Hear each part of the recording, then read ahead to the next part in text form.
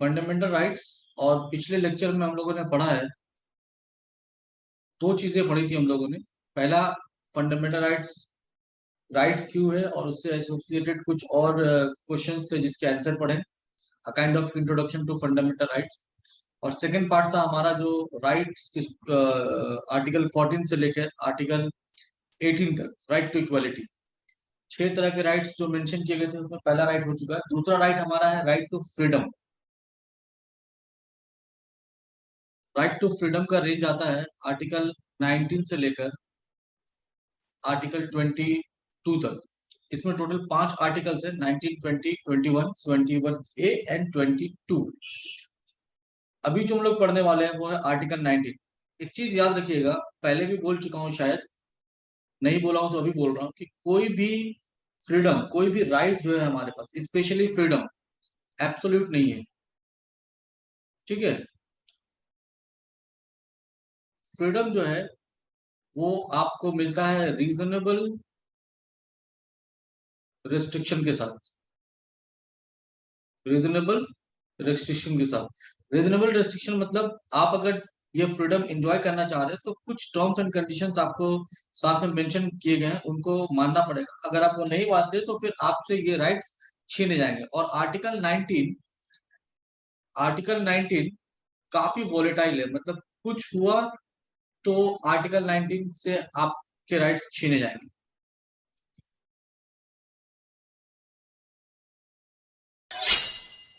जब हम लोग आर्टिकल 19 को देखते हैं तो अपने पास 6 क्लॉजेस मिलते हैं। क्लॉज 1, 2, 3, 4, 5, 6। क्लॉज 1 अपने लिए इंपॉर्टेंट है क्योंकि सारे फ्रीडम क्लॉज 1 में बोला गया है। जो 2, 3, 4, 5, 6 है ये असल में फ्रीडम नहीं है, ये असल में रिस्ट्रिक्शंस है। कि क्या क्या रिस्ट्रिक्शंस दिए गए हैं।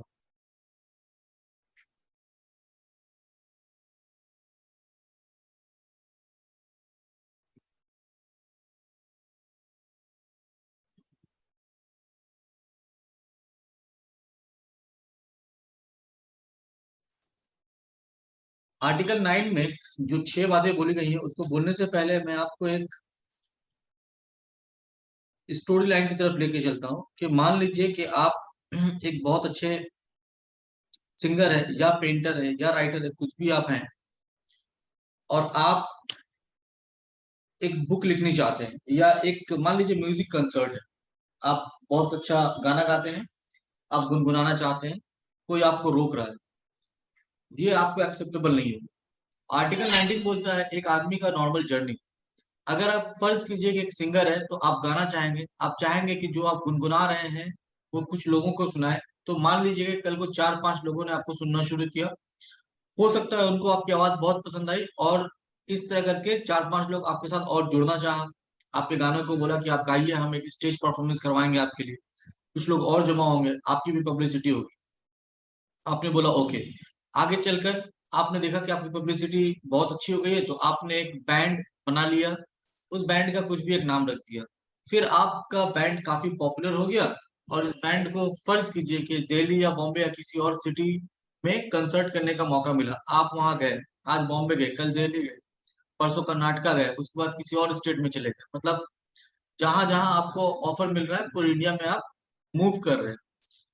कोई एक शहर आपको पसंद आ गया, आपने बोला नहीं, एक काम करते हैं, बॉम्बे में, मुंबई में घर ले लेते हैं, यहाँ से ट्रैवल ज्यादा आसान होगा, या शायद आपको यहाँ पे ज्यादा अच्छा अपॉर्चुनिटी मिल रहा है।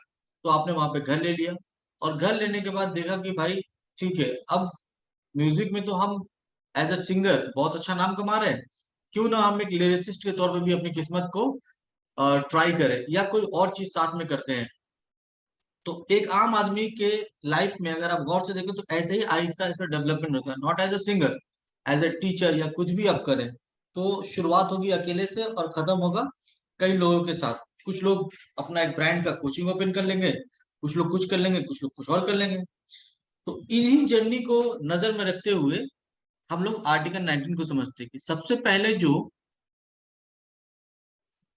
फ्रीडम दिया गया है वो स्पीच एंड एक्सप्रेशन। दूसरा फ्रीडम ये है कि राइट टू असेंबल। ये सारे राइट्स हैं, ठीक है। हम यहाँ पे बोल रहे हैं असेंबली।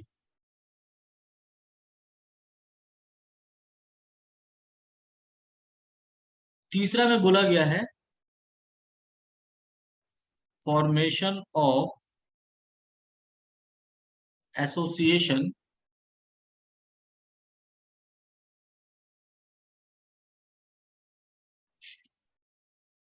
यूनियन और कोऑपरेटिव सोसाइटीज। ये कोऑपरेटिव सोसाइटीज बाद में ऐड किया गया था। आप इसको ना भी पढ़े तो कोई फर्क नहीं पड़ता है, अपने को एसेंस सिर्फ समझना है कि बोलना क्या चाह रहा है। चौथा में था मूव फ्रीली। ये कहीं भी नहीं है, सिर्फ इंडिया की बात की जा रहा है। आप बोलिएगा कि नहीं हम किसी और कंट्री में करें तो ये नहीं चलेगा, थ्रू आउट द कंट्री। चौथा है रेसिडेंस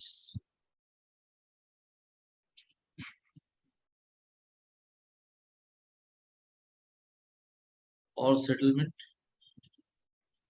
एंड आखिरी है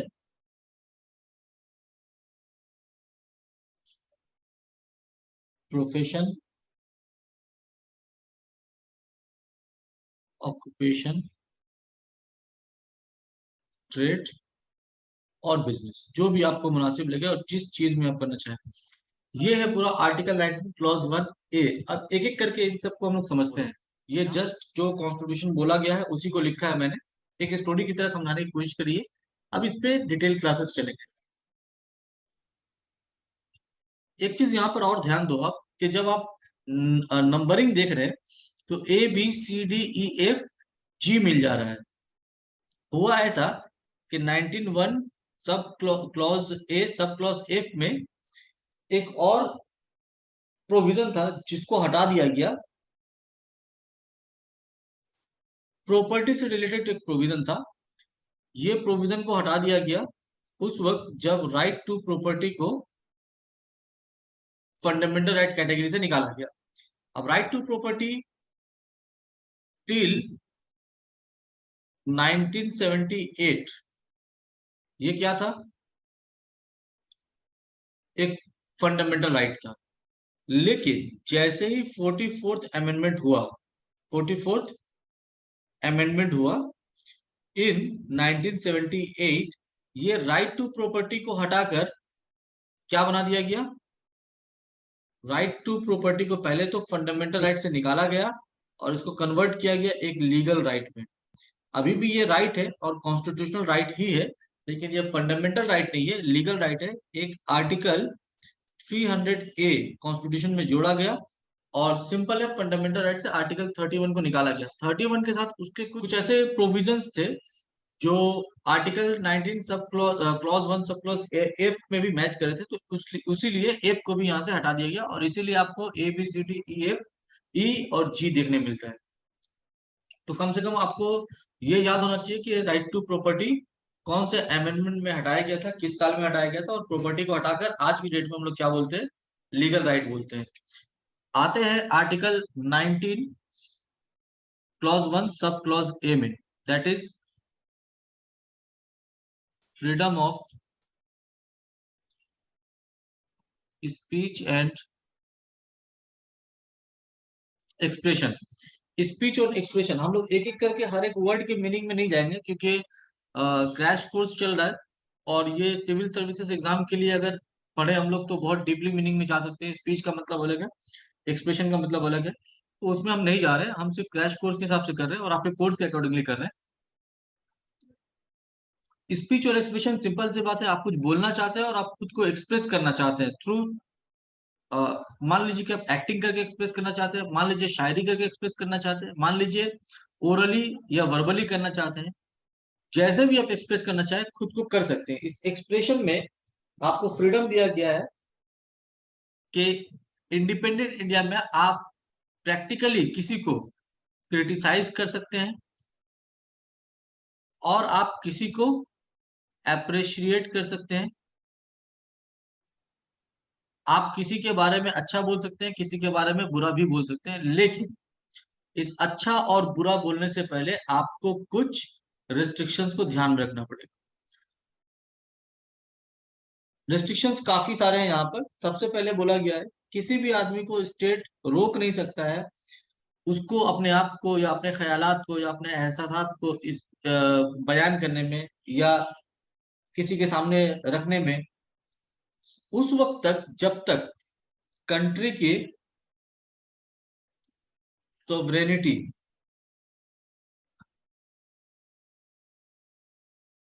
इंटेग्रिटी,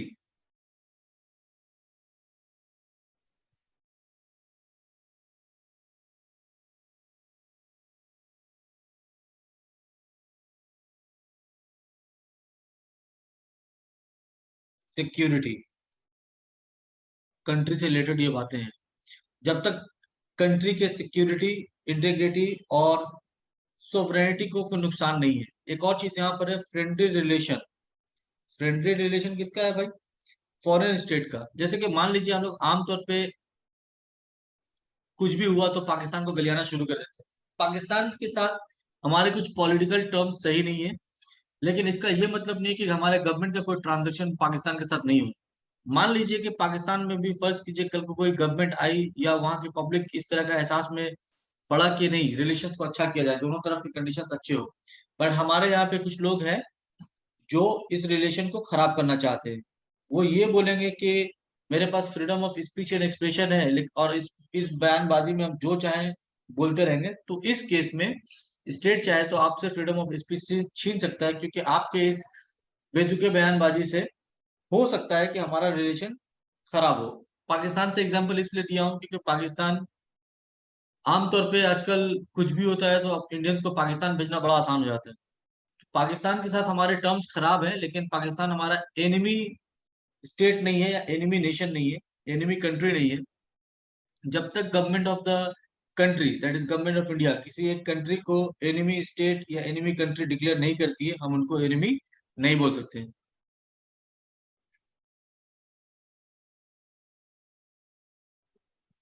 ना, इनके अलावा अब ये तो कंट्री से ओरिएंटेड सब कुछ था, कुछ चीजें और बदल रही हैं। पब्लिक ऑर्डर, पब्लिक ऑर्डर का मतलब लॉ एंड ऑर्डर है, डिसेंसी और मोरालिटी, इसका कोई डेफिनेशन नहीं है, जस्ट ये बिहेवियर है जो आप उसको मीनिंग समझते हो वही। एक और इंपॉर्टेंट चीज है contempt of court. Contempt of court क्या है?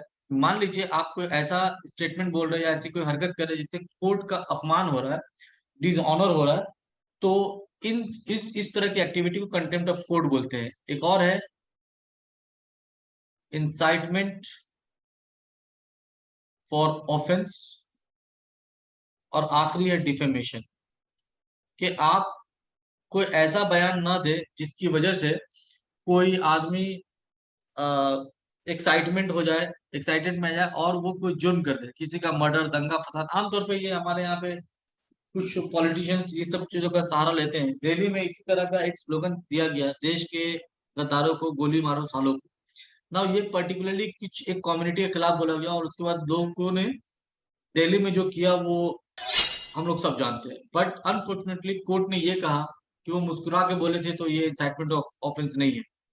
कोर्ट कितना सही है नहीं है ये हम लोग क्रिटिसाइज कर सकते हैं, लेकिन हम बोलेंगे कि नहीं कोर्ट ने बोला है तो हम उसको पर्सनल सजा देंगे ना, this is called contempt of court.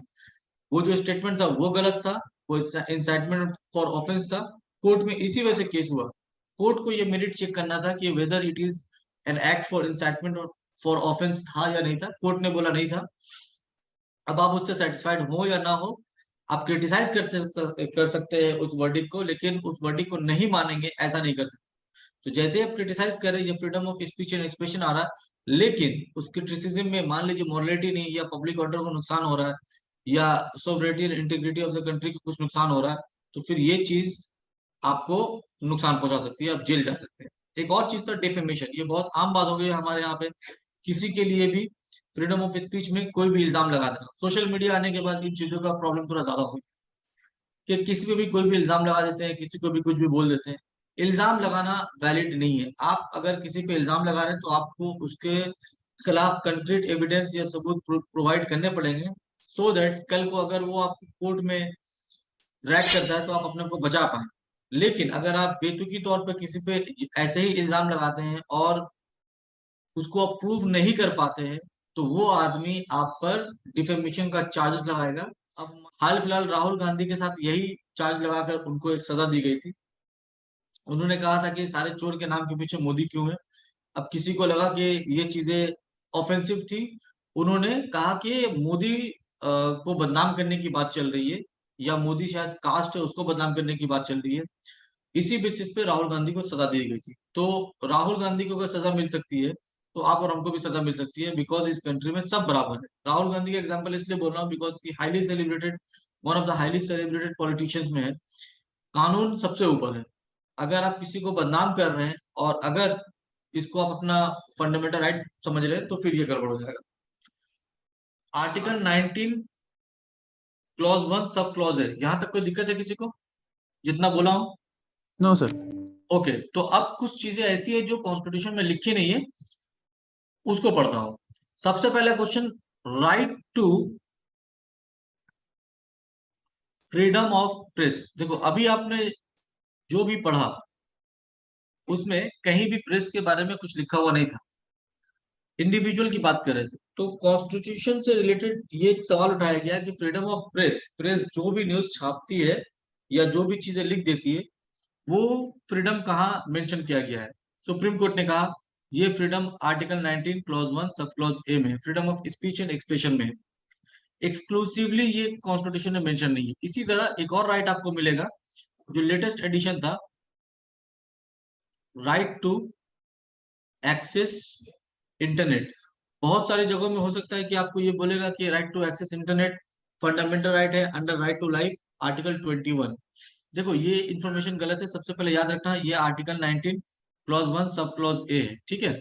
इसमें बोला गया है, ये लेटेस्ट सुप्रीम कोर्ट का वर्डिक्ट आया था।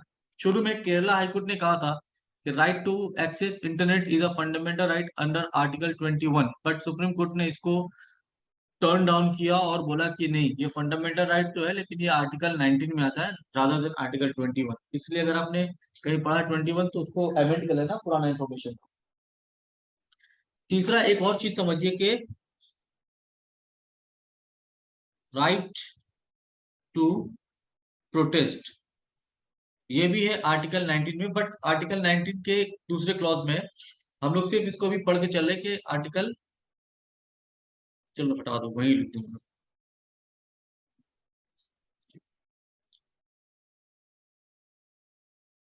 आर्टिकल 19 के क्लॉज 1 सब क्लॉज ए में राइट टू प्रोटेस्ट।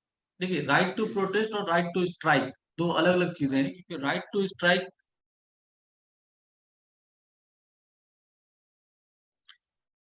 एक स्टैट्यूटरी लॉ है। इंडस्ट्रियल डिस्प्यूट एक्ट आया था,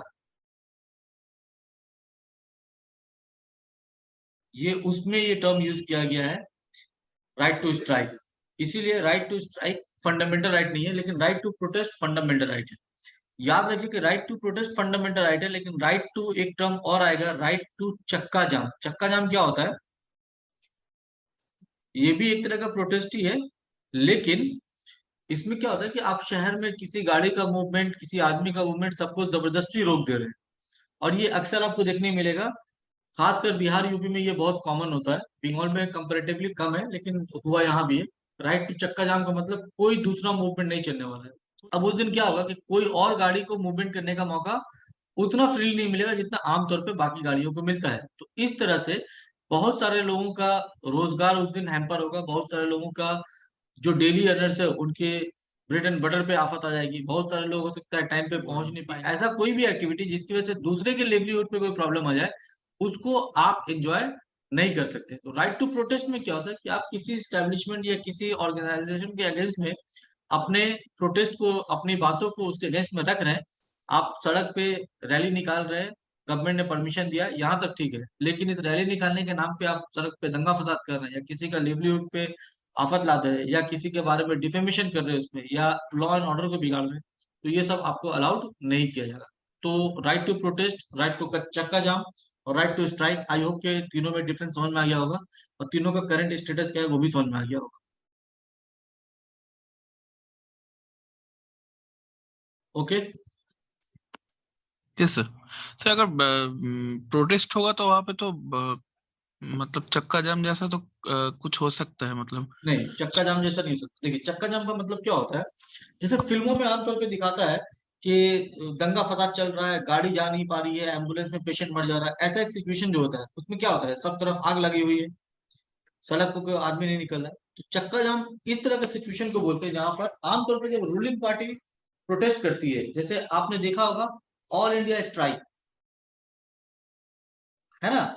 अब ऑल इंडिया स्ट्राइक में रूलिंग गवर्नमेंट के जो इंडिया में गवर्नेंस कर रही है, उस गवर्नमेंट के खिलाफ मान लीजिए किसी स्टेट का रूलिंग पार्टी प्रोटेस्ट कर रहा है, तो रूलिंग पार्टी प्रोटेस्ट कर रहा है मतलब पुलिस उसके पास है, पावर उसके पास है, सब कुछ उसके पास है, तो वो अपने प्रोटेस्ट को कामयाब करने के लिए किसी को भी सड़क पर उतरने नहीं देगी।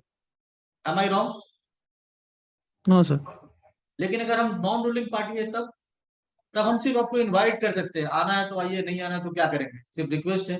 और सरकार मेरे प्रोटेस्ट को फेल करने के लिए सारी कोशिश करेगी। तो जब हम प्रोटेस्ट कर रहे हैं तो हम सरकार से परमिशन ले रहे हैं कि हमको फला एक सड़क पे एक किनारा दे दीजिए या रास्ता दे दीजिए, सो एंड सो मोमेंट से इतने सारे लोग इस मैटर को लेकर हम लोग प्रोटेस्ट कर रहे हैं। गवर्नमेंट को ये सारा पहले डिटेल देना पड़ता है, गवर्नमेंट अगर अप्रूवल देगी तो ही उस दिन उस टाइम पे आप जाएंगे, और उसकी वजह से थोड़ा हैम्पर होगा, दूसरे रूट से गाड़ियों को जाने मिलता है। लेकिन चक्का जाम में क्या होगा ना, कोई भी गाड़ी सड़क पे निकालने की, गाड़ी निकालिएगा तो कुछ लोग आके आग लगा देगा, तोड़ देगा, ये होता है चक्का जाम। आई होप आपके क्वेश्चन का आंसर दे दियो। Thank you sir. फिर डिफरेंस क्या है ना, एक चीज और आपको बता रहा हूँ, अक्सर आपने देखा होगा प्रोटेस्ट जब होता है, तो जब प्रोटेस्ट अपनी मंजिल को पहुंच रहा होता है, कोई रैली निकल रहा है मान लीजिए थोड़ी देर के लिए, तो जहां वो रैली पहुंचनी होती है वहीं पे जाके पिटाता है सब, रास्ते में पुलिस नहीं मारती है। नोटिस किया कभी? हाँ सर। ऐसा क्यों? पुलिस को अगर मारना ही होता तो रास्ते में कहीं भी मार सकती थी। Why at the destination? उसकी वजह आमतौर पे ये होता है कि जब आप freedom of speech and expression को पढ़ रहे हैं तो इसमें कहा गया था कि आप पब्लिक ऑर्डर को मेंटेन करेंगे। अगर वहां पर जाकर आप बैरिकेड तोड़ने की कोशिश कर रहे हैं या कुछ ऐसी हरकत कर रहे हैं, पत्थर चला दे रहे हैं या पुलिस पे हाथ उठा दे रहे हैं, तो इन सब चीजों को आपको एक्सेप्ट नहीं किया जाएगा, और इसी बेसिस पे पुलिस को मौका मिलता है आपकी भर पे कुटाई करने की। ओके। Yes sir.